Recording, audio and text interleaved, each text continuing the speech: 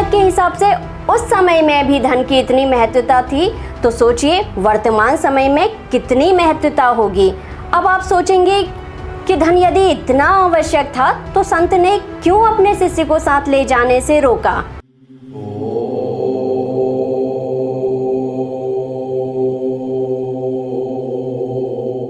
आदेश जय श्री महाकाल। एक बार की बात है, एक संत और उनका शिष्य दोनों धर्म प्रचार करने के लिए गांव-गांव घूमते थे। एक बार गुरु शिष्य दोनों एक गांव में पहुंचे और एक कुटिया बनाकर उसमें रहने लगे। गांव वालों को जब ज्ञात हुआ कि उनके गांव में कोई संत अपने शिष्य के साथ पधारे हैं तो वो बहुत खुश हुए। गांववासी एकत्र होकर उनके पास गए, उनका मान सम्मान किया, उन्हें भोजन इत्यादि देने के साथ साथ अपनी सामर्थ्य के हिसाब से दान दक्षिणा भी दी। यह प्रक्रिया नित्य ही चलने लगी। गांव वाले रोज संत का उपदेश सुनने आते और अपनी सामर्थ्य अनुसार दान दक्षिणा देकर सायंकाल में घर लौट जाते। इस तरह गांव में रहते हुए करीब 15 दिन बीत चुके थे। 16वें दिन संत ने अपने शिष्य से कहा, बेटा यहाँ बहुत दिन रह लिए, चलो अब कहीं और चलते हैं। शिष्य ने पूछा, क्यों गुरुदेव, इतनी जल्दी, भला क्यों? यहाँ तो बहुत चढ़ावा आता है, क्यों ना कुछ दिन बाद चलें, तब तक हमारे पास पर्याप्त चढ़ावा इकट्ठा हो जाएगा जो हमारे काम ही आएगा और हमें भिक्षा नहीं मांगनी पड़ेगी। इस पर संत ने जवाब दिया, बेटा हमें धन और वस्तुओं के संग्रह से क्या लेना देना, हम संसारी नहीं सन्यासी हैं। गुरु की आज्ञा सुनकर शिष्य उदास हो गया और गुरु के कहे अनुसार सब कुछ जो भी लोगों ने चढ़ावा जमा किया हुआ था वो उसने उसी कुटिया में छोड़ दिया। लेकिन फिर भी चलते चलते गुरु से चोरी छिपे उसने कुछ सिक्के अपनी झोली में डाल लिए और दोनों गांव की ओर चल दिए। वह जिस गांव की ओर जाना चाहते थे उसे एक नदी पार करके जाना पड़ता था। दोनों नदी के तट पर पहुँचे तो नाव वाले ने कहा, मैं नदी पार कराने के हर व्यक्ति से 5 रुपये लेता हूँ, लेकिन आप लोग साधु जान पड़ते हैं इसलिए आपसे 1-1 रुपया ही लूँगा।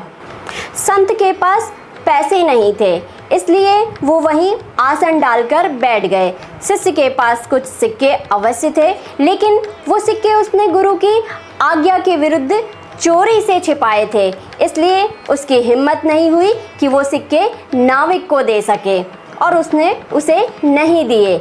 गुरु पर विश्वास तो था लेकिन अधूरा, इसलिए वह यह देखने के लिए गुरु के साथ बैठ गया कि आखिर गुरुजी बिना पैसों के नदी पार कैसे करते हैं।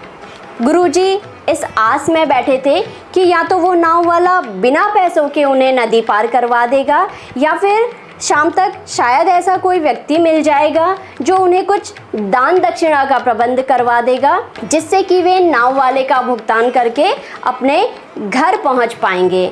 बैठे बैठे शाम हो गई, लेकिन शाम तक कोई भी व्यक्ति ना आया और ना ही नाव वाला बिना पैसों के नदी पार करवाने के लिए तैयार हुआ। सुबह से कोई सवारी ना मिलने की वजह से नाविक भी परेशान हो गया था, किंतु बिना पैसा लिए वह उन्हें नदी पार भी नहीं करवाना चाहता था।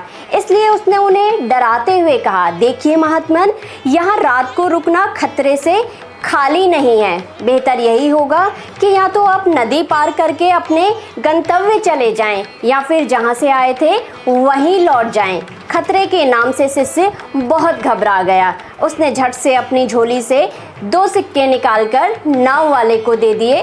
बदले में नाव वाले ने उन्हें नदी के पार पहुंचा दिया। अपनी कुटिया में पहुंचकर संत ने शिष्य से पूछा, तुमने गांव का चढ़ावा क्यों लिया, जबकि मैंने तुमसे सब कुछ वहीं छोड़ देने के लिए कहा था। शिष्य बोला, गुरुजी, आज यदि सिक्के मेरी झोली में ना होते तो हम दोनों कष्ट में पड़ जाते। उन सिक्कों के कारण ही हम आज खतरे से बच पाए हैं और अपनी कुटिया में वापस आ पाए हैं। संत ने मुस्कुरा कर कहा, बेटा, जब तक सिक्के तुम्हारी झोली में थे तब तक हम कष्ट में ही थे, किंतु जैसे ही तुमने उन्हें बाहर निकाला हमारा काम बन गया और हम सुरक्षित घर पहुंच गए। कहने के लिए ये सिर्फ एक छोटी सी घटना है, लेकिन इससे मिलने वाली प्रेरणा बहुत बड़ी है।